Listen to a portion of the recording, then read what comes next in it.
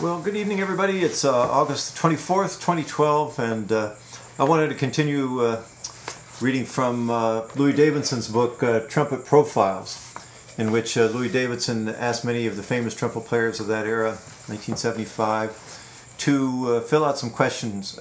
And it's a really fun read, in addition to which, because all the trumpet players wrote in their own hand, he copied off the hands of the trumpet players. In this case, this is Harry Glantz, and I was just reading a little bit about Harry Glantz from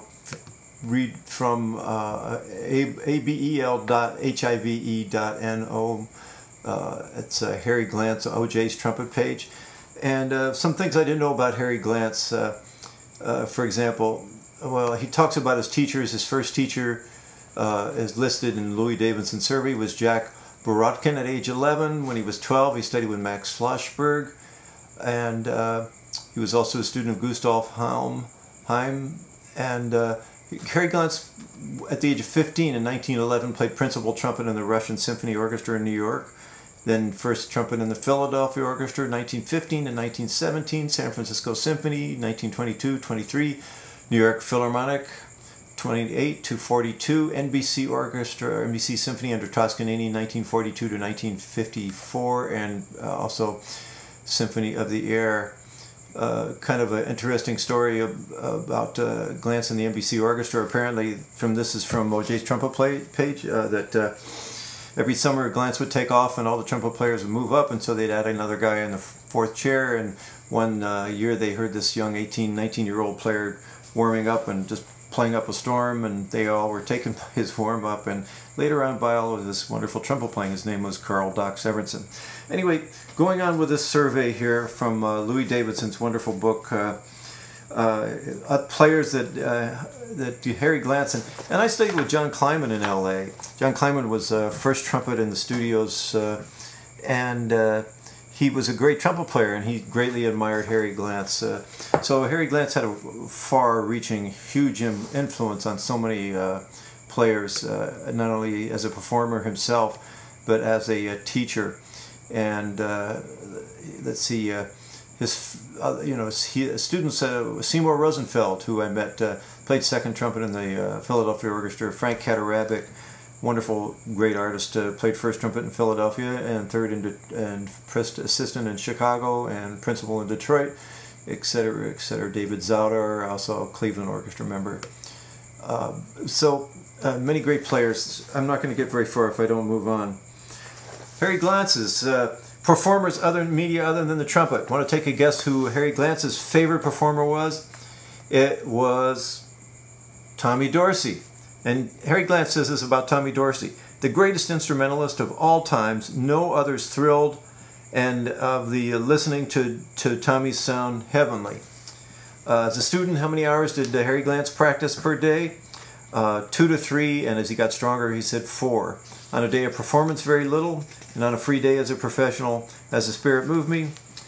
And let's move ahead. I've got to move along. Bernie Glow, the great lead trumpet player from New York, wonderful artist, played lead on many of the Miles Davis, Gil Evans albums. He started playing trumpet at 9. His primary teachers were Max Schlossberg, Nate Prager, and I heard great things about Nate Prager, a New York trumpet player. Charlie Colin. And let's see, players in other areas of music, Maurice Andre, Dizzy Gillespie art, Farmer Miles Davis, of course.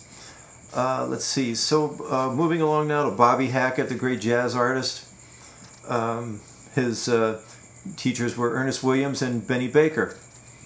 And let's see, he played a Bach, it says approximately Bach 12 rim. Adolf Herseth, the great, arguably the greatest principal trumpet player of symphony orchestra of all time. I say arguably because it is there are so many great principal trumpet players, but certainly he has to rank among the best of all time. He's a great inspiration to me, and I know so many other players. Let's see, what age did he begin to study the trumpet? Herseth started to play the trumpet at the age of 7. His teachers were James Greco, Georges Mager, and Marcel Lafosse. And he also loved listening to Louis Davidson, Harry Glantz, Saul Caston, and Maurice Andre. Players that influenced Adolph Herseth, and I've heard this before: Maynard Ferguson, Doc Severinsen, Al Hirt, Harry James, Conrad Gazzo, the great lead trumpet player of the Los Angeles studios, Bud Brisbois, and Manny Klein. So, as a student, how many hours of practice did you average per day? And Adolph Herseth said he practiced 2 hours a day. As a professional artist, how much did you practice on a day of performance? 1 hour. On a free day, 2 hours. And his mouthpiece was a Bach 1B with a 22 size throat. It's very similar to the mouthpiece I use. I use a 1X, a 1B cup, 22 throats. Was it 22 throats, 76 backbore? I can't remember. Okay, moving right along now. There's so many. Manny Klein, one of my mentors here in Los Angeles, at which age he started playing trumpet at 6. His only teacher was Max Schlossberg. And Max Schlossberg, once the breathing lesson that Manny Klein had with Manny, he related to me, saying that Max's approach to breathing, for Manny anyway, was pretty simple. He said, if you don't breathe, you'll die. So that's good advice. Keeps it simple. He used a 3C mouthpiece, he says. Sam Krause, great artist, principal trumpet in Philadelphia, or was it Philadelphia? I think so. Maybe Washington, I can't remember. This is embarrassing. Philadelphia, I think. I'll move along now to Bob Nagel, great artist, trumpet player with the New York Brass Quintet, along with Alan Dean. His teachers, Frank Simon, Ernest Williams, and he used a 1.5C Bach. And let's see, moving right along, Al Porcino, great lead trumpet player, used a Bach 6C. Gerald Schwartz, who was for a while principal trumpet in the conductor of the Los Angeles Chamber Orchestra, now in Seattle, and principal trumpet of the New York Philharmonic for a while. And he started at the age of 8, studied with William Vacchiano, and from the time he was 13 or 14, he practiced 4 or 5 hours a day. So, Doc Severinsen said, what age did Doc start playing the trumpet? 7. And he studied with his father, Dr. Severinsen, and his teacher was Benny Baker. And he listened to Heifetz, Isaac Stern, many others. And as a student, how many hours a day did you practice? Not enough. He said, when I practiced seriously, it was 2 to 3 hours a day. But I think anybody that knows Doc knows that he practices a lot.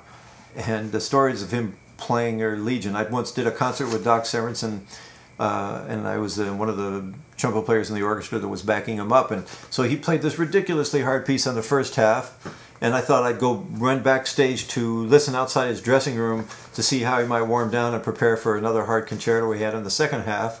And Doc's, when he was in the practice room during intermission, he was wailing. It was like low gear the whole time. He just was roaring, and that could help explain why he was such a great trumpet player. Man, he just practiced all the time. It's my guess. I heard stories about when his mother would come to visit.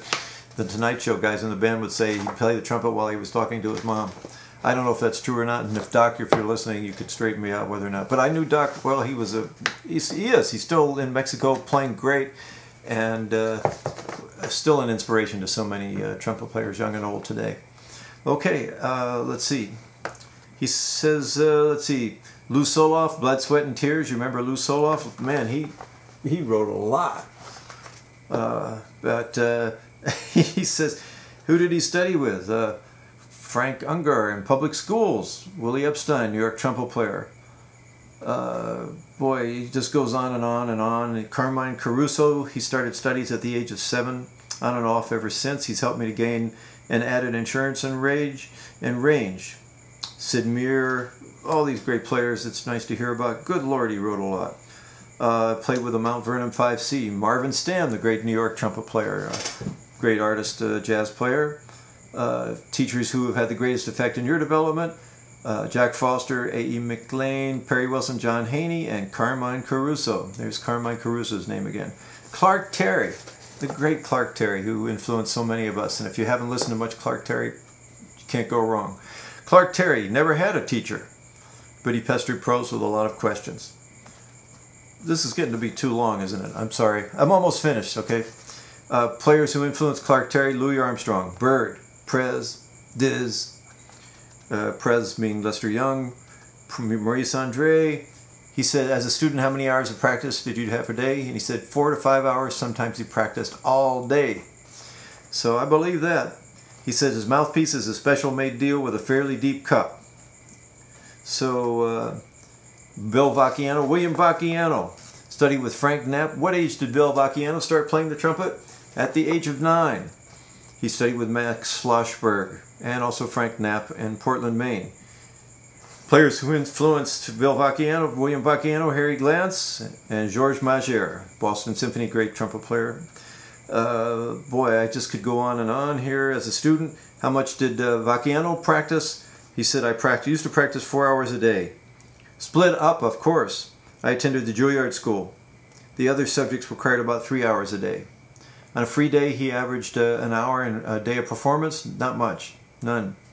What size mouthpiece? Equivalent to a Bach number 1 with a very large hole and a thin rim.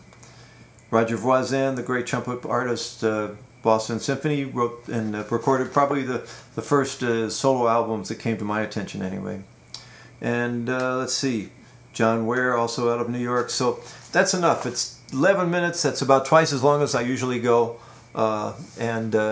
The great thing about YouTube is you can listen to this in segments and come back to it. If it's too long, my apologies. But hey, a shout out to Jackson Nieberge, one of my former students, now studying at Cal State Long Beach. And I think he's studying with, I'm not sure, I better not tell you I think he's studying with, but I know he's playing great. And thanks for mentioning this video on Facebook. In any case, take care everybody, and stay well, and keep blowing. And maybe someday there'll be a book about today's trumpet players, and maybe you'll be in that book.